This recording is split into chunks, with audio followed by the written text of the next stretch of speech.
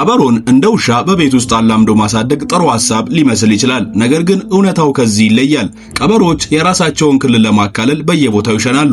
ሽንታቸው ደግሞ ልክ እንደ ስካንክ እንስሳ ሁሉ በጣም መጥፎ ጠረን ያለው ኬሚካል ስለሚገኝበት መላ ቤቱን በግማት ይሞላዋል። በተጨማሪም ቀበሮ አሰልቺ ሲሆንበት ሶፋችሁን ይቀደዋል፣ ጠረጴዛችሁንም ይግጠዋል ወይም አጥሩን ዘሎ ይሸሻል። በምግብ ለማለማመድ ብትሞክሩ እንኳን በሆነ ነገር ብትቀጡት ሊነክሳችሁ ይችላል። በዚህም ምክንያት ነው በአሜሪካ ከ20 ግዛቶች በላይ ውስጥ ቀበሮን እንደ የቤት እንስሳ ማሳደግ በሕግ የተከለከለው። አንዳንዶች ደግሞ ቀበሮች ለቤት እንስሳነት ሳይሆን ለጌጥ ይሻላሉ ይላሉ። ኤሌክትሮኒክስ ሲሰራ እያንዳንዱን ብረት ለብቻው ሶልደሪንግ ማያያዝ በጣም አድካሚና ረጅም ጊዜ የሚወስድ ስራ ነው። ነገር ግን ይህንን ስራ በፍጥነት ለመስራት የሚያስችል አንድ አስገራሚ ዘዴ አለ። ይህ ዘዴ ዌብ ሶልደሪንግ ይባላል። በመጀመሪያ የኤሌክትሮኒክስ ሰሌዳው ልዩ በሆነ ኬሚካል ውስጥ ይነከራል። ይህም ብረቶቹ እንዲጸዱ ያደርጋቸዋል። በመቀጠልም ሰሌዳው የቀለጠ ብረት ወዳለበት ገንዳ ይወሰዳል። ሰሌዳው በቀጥታ በብረቱ ላይ ሲያልፍ የቀለጠው ብረት ከስሩ ያሉትን ሽቦዎች ብቻ በመንካት ሁሉንም በአንድ ጊዜ አያይዞ ይጨርሳል። በዚህም አድካሚው ስራ በሰከንዶች ውስጥ ይጠናቀቃል። እንቁላሉን 400 ዲግሪ በጋለ መጥበሻ ላይ ጨምረው ለ4 ሰከንድ ያህል ካማሰልከው በኋላ ዳርዳሩን አስተካክለው ይህንኑ ድርጊት 5 ጊዜ ደጋግመው በመቀጠል እንቁላሉ እንዲረጋ መጥበሻውን እሳቱ ላይ በኃይል ምታው። ከ4 ሰከንድ በኋላ ከእሳቱ ላይ አውርደው።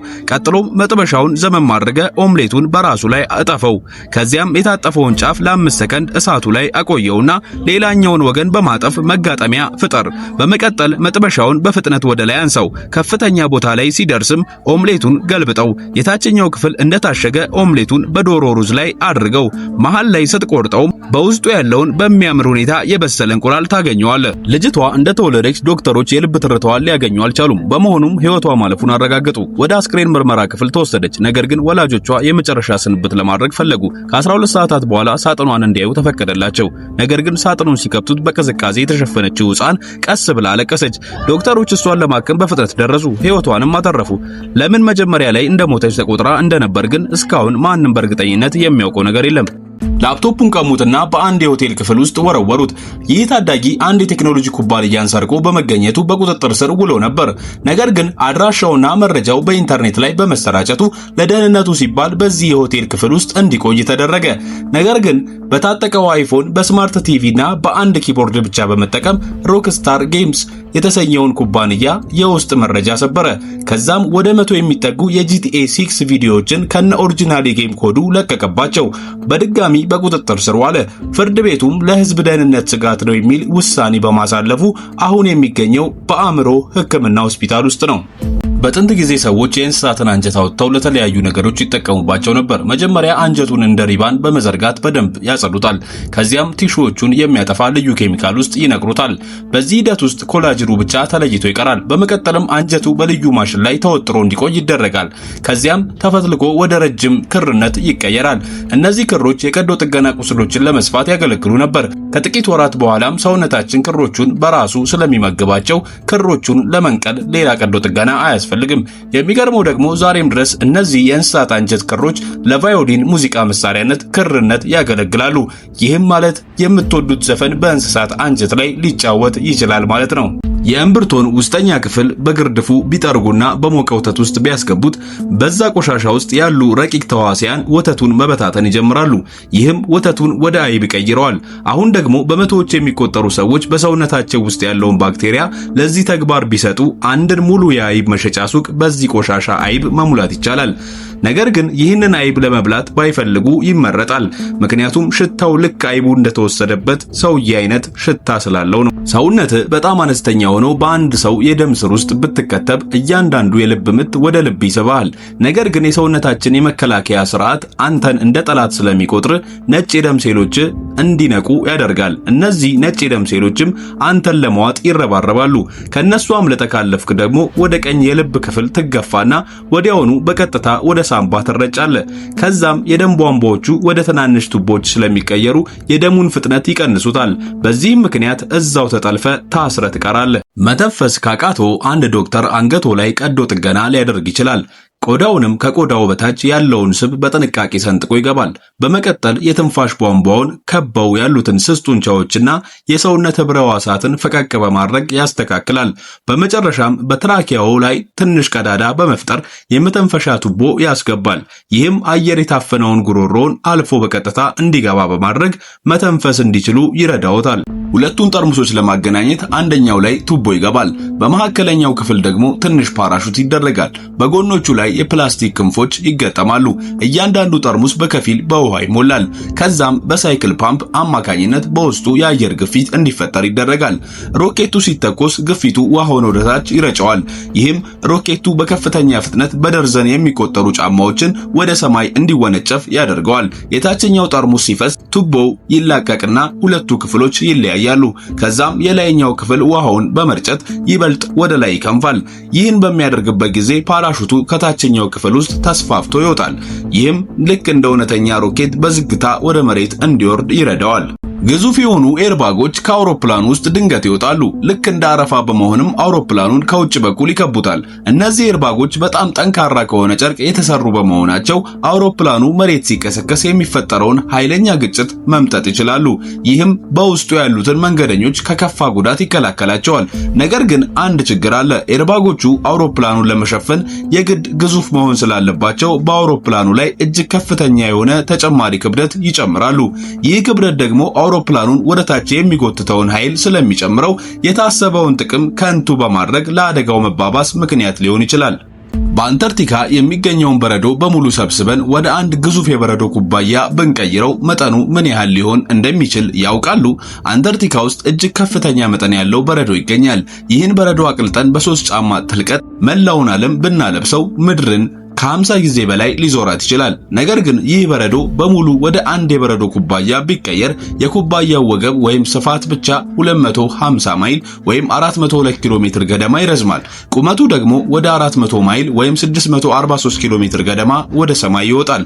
ይህ ቁመት ደግሞ የከባቢ አየርን ሰንጥቆ በማለፍ ከውሃ ጠርዝ በላይ ይወጣል። እንዲያውም በውሃ ላይ ከሚገኘው ዓለም አቀፍ የጠፈር ጣቢያ በላይ ከፍ ይላል። አንዲት ሴት በህልሟ የባዕድ ፍጥረታት በራሪ ሳህን ውስጥ ወስደው የሕክምና ምርመራ ሲያደርጉባት ታያለች። ከጥቂት ቀናት በኋላ ለጥርስ ምርመራ ወደ ሐኪም ቤት ትሄዳለች። የጥርስ ሐኪሙም የመንጋጋዋን የኤክስሬይ ፎቶ ሲያነሳው ባየው ነገር ደነገጠ። በጥርሷ ስር አንዲት ትንሽ 4 ማዕዘን ቅርጽ ያላት የብረት ቁራጭ ተቀብራ ተገኘች። ሐኪሙ ነገሩ ግራ ስለገባው ለሚቀጥለው ሳምንት ቀዶ ጥገና ቀጠረላት። ነገር ግን ቀጠሮዋ ሲደርስ 2 ቀን ሲቀረው ያንኑ የባዕድ ፍጥረታት ህልም በድጋሚ አየች። በቀጠሮዋ ቀን ወደ ሐኪም ቤት ተመልሳ ስትሄድና በድጋሚ ኤክስሬይ ስትነሳ ያች በጥርሷ ስር የነበረችው ምስጢራዊ ብረት ጨርሶ ጠፍታለች። አንዳንዶች ሐኪሙ መጀመሪያ ላይ ተሳስቶ ነው ይላሉ። ሌሎች ግን ይህ ለባዕድ ፍጥረታት መኖር ትልቅ ማስረጃ ነው ብለው ያምናሉ። በፊልሞች ላይ የምናያቸው ዳይኖሰሮች እንዴት እንደሚሰሩ ያውቃሉ? መጀመሪያ አንድ ሰው ከዳይኖሰር ቅርጽ በተሰራ ልብስ ውስጥ ይገባል። ልክ እንደ ራፕተር ዳይኖሰር እግሮቹን አጥፎ በመቆም እንቅስቃሴውን ይጀምራል። በዳይኖሰሩ ጭንቅላት ውስጥ የተገጠሙ የብረት ዘንጎች ሰውየው ከውስጥ ሆኖ የዳይኖሰሩን አንገትና ራስ እንዲያዘዋውር ይረዱታል።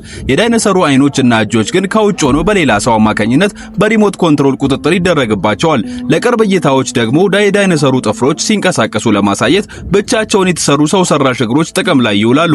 በመጨረሻም እነዚህ ሁሉ ምስሎች አንድ ላይ ተቀናጅተው ዳይኖሰሩ በፊልም ላይ እውነተኛ መስሎ እንዲታይ ይደረጋል። አንድ የጣት ደም ምርመራ ብቻ የሕክምናውን ዓለም ለዘላለም ሊቀይር ይችላል ብላችሁ ታምናላችሁ? ኤልዛቤት ሆልምስ ይህንን ታደርጋለች ተብሎ የታመነ ማሽን ይዛ ብቅ አለች። ጥቂት የደም ጠብታዎች ብቻ ወደ ትናንሽ ቱቦዎች ውስጥ ይገባሉ። ብርሃንና ሴንሰሮች ደሙን ያነቡታል። ከዚያም የጤና ምርመራ ውጤቱን ያትማሉ። ዓለም በእርሷ አመነች። ባለሀብቶችም ቢሊየነር እስክትሆን ድረስ በሚሊዮን የሚቆጠር ገንዘባቸውን አፈሰሱ። ነገር ግን ከመጋረጃ ጀርባ አንድ ትልቅ ሚስጥር ተደብቆ ነበር። ይኸውም የእሷ የሥራ ቡድን ይህንን ማሽን ለምርመራ በፍጹም አይጠቀሙም ነበር። ይልቁንም መደበኛ የላቦራቶሪ መሳሪያዎችን በመጠቀም ውጤቱን ያወጡና ልክ ከእርሷ ማሽን የወጣ በማስመሰል ሰዎችን ያታልሉ ነበር። ብዙዎች በሐሰተኛ ውጤት ተታለሉ። ባለሀብቶችም በንግግር ችሎታዋ ተሸወዱ። በመጨረሻ ግን እውነቱ ሲጋለጥ ይህ የቢሊዮን ዶላር ግዛት ፈረሰ። ኤልዛቤትም በማጭበርበር ወንጀል ተከሳ ወደ ወህኒ ተላከች። ምድር ላይ ያለ እያንዳንዱ ሰው በአንድ አቅጣጫ በሙሉ ፍጥነቱ ቢሮጥ ምድር ከበፊቱ በበለጠ ፍጥነት ትሽከረከር ይሆን? ፕላኔታችን ወደ 13 ሴፕቲሊዮን ፓውንድ ትመዝናለች። ምንም እንኳን 8 ቢሊዮን የሚጠጋ ህዝብ በአንድ ላይ ቢሮጥም የእነሱ ጥምር ጉልበት ለመለካት እንኳን በጣም ትንሽ ነው። የምድርን ሽክርክሪት በአንድ ሰከንድ ብቻ ለመለወጥ 18 ኩዊንቲሊዮን ሰዎች በአንድ ላይ መሮጥ ይኖርባቸዋል። ነገር ግን ያን ያህል ብዛት ያለው ህዝብ በፕላኔታችን ላይ እንኳን ሊገጥም አይችልም። ይህም ማለት ለመሮጥ የሚያስችል በቂ ቦታ አይኖርም ማለት ነው። በቆዳው ስር የቀረውን ፀጉር ለመንቀል ሞክሮ ነበር። ነገር ግን ባክቴሪያዎች በትንሿ ቁስል በኩል ወደ ውስጥ ሰርገው ገቡ። ኢንፌክሽኑም በመላው ሰውነት ውስጥ መሰራጨት ጀመሩ። ሰውነቱ ከቁጥጥር ውጪ በሆነ ሁኔታ እየታመመ ሲሄድ የውስጥ አካላቱ ስራ ማቆም ጀመሩ። ዶክተሮችም ህይወቱን ለማዳን ሲሉ ራሱን እንዲስት አደረጉት። በህይወት እንዲቆይም በማሽን ድጋፍ እንዲያገኝ ተደረገ። ለቤተሰቦቹም የመዳን ዕድሉ 4% ብቻ እንደሆነ ተነገራቸው። በከባድ የህክምና ክትትል ውስጥ ለ1 ወር ያህል አሳለፈ። ይሄ ሁሉ የሆነው በአንዲት በቆዳ ስር በቀረች ፀጉር ምክንያት ነው። ጥርሶችን እየቦረሽ ሳለ ድንገት የግራ አይን እይታ ሊጠፋ ይችላል። ነገሩ እንዲህ ነው። ጥርስን ስትቦርሽ ድድ የሚደማ ከሆነ ባክቴሪያዎች በቀጥታ ወደ ደም ዝውውር ውስጥ ሊገቡ ይችላሉ። ከዚያም ባክቴሪያዎቹ ወደ ላይ በመጓዝ ከአይን በስተጀርባ ያሉ ስስ የደም ስሮችን ይደርሳሉ። በጣም አልፎ አልፎ በሚከሰቱ ሁኔታዎች ይህ ለከባድ ኢንፌክሽን ወይም የደም ስር መዘጋት ምክንያት በመሆን የእይታን ጥራት ሊያጠፋው ይችላል። ስለዚህ ድድ ደጋግሞ የሚደማ ከሆነ የጥርስ ብሩሽ ከጽዳት ባለፈ ሌላ ጉዳት እያደረሰብህ ሊሆን ይችላል። ድንቹ በመቁረጫ ማሽን ውስጥ ያልፋል። ወደ ረጃጅም ቁርጥራጮች ተከታትፎ በውሃ በተሞላ ገንዳ ውስጥ ይገባል። እዚያም በሚሽከረከር ቅርጫት ውስጥ ለ3 ደቂቃ ያህል ይታጠባል። በመቀጠልም በበረዶ ወደ ቀዘቀዘ ውሃ ይዛወራል። ከዚያም የውስጠኛው ክፍል እንዲበስል ለ2 ደቂቃ ያህል ይጠበሳል። ከመጀመሪያው ጥበሳ በኋላ ቀዝቀዝ እንዲል ይደረጋል። ከዚያም የውጨኛው ክፍል እንዲመረግዝ ለሁለተኛ ጊዜ ወደ መጥበሻው ይመለሳል። በመጨረሻም ወጥቶ ጨው ይነሰነስበታል። ወደ ማሸጊያ ከረጢቱም ይገባል። ማሸጊያው ውስጥ ከተከተተ በኋላ የከፈልከው ከረጢት ሞልቶ እንዲታይህና ከተከፈለው በላይ ያገኘህ እንዲመስል ተጨማሪ ጭልፋ ይጨመርበታል። ይህ አውሮፕላን ሲሰራ የጀት ሞተር ተገጠመለት። ከፊት ለፊቱ ደግሞ የአየር መቅዘፊያ ተጨምሮበታል። አውሮፕላኑ በሚበርበት ጊዜ የአየር መቅዘፊያው ጫፎች ከድምጽ ፍጥነት በላይ በሆነ ጉልበት ይሽከረከራሉ። ይህም አውሮፕላኑ በሚንቀሳቀስበት ጊዜ ሁሉ እጅግ በጣም ከፍተኛ የሆነ የድንጋጤ ሞገድ ይፈጥራል። መቅዘፊያው በየደቂቃው በሺዎች የሚቆጠሩ ጊዜያትን ስለሚሽከረከር በአንድ ሰከንድ ውስጥ ብቻ ከ100 በላይ የድምጽ ፍንዳታዎችን ያስገመግማል። የዚህ ድምጽ ኃይል በአቅራቢያ የነበሩ ሰራተኞችን ሚዛን እንዲስቱ ከማድረጉም በላይ በከፍተኛ ድምጽና ንዝረት ምክንያት ሰራተኞቹ በየቦታው እንዲያስታውኩ አደረጓቸው። በመጨረሻም ይህ ፕሮጀክት እንዲቆም ተደረገ። በአንድ ወቅት ዓለማችንን በከፍተኛ ድምጽ ሲያናውጥ የነበረው አውሮፕላን ዛሬ በሙዚየም ውስጥ በዝምታ ተቀምጦ ይገኛል።